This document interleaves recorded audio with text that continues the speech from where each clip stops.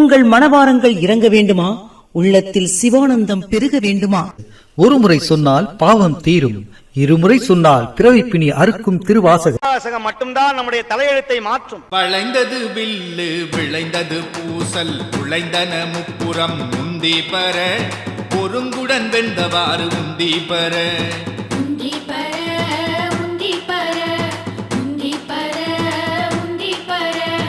இரம்பு கண்டிலம் ஏகம்பர் தம் கையில் புறம்பே முப்புறம் முந்தி பர ஒன்றும் பெருமிகை உந்தி பர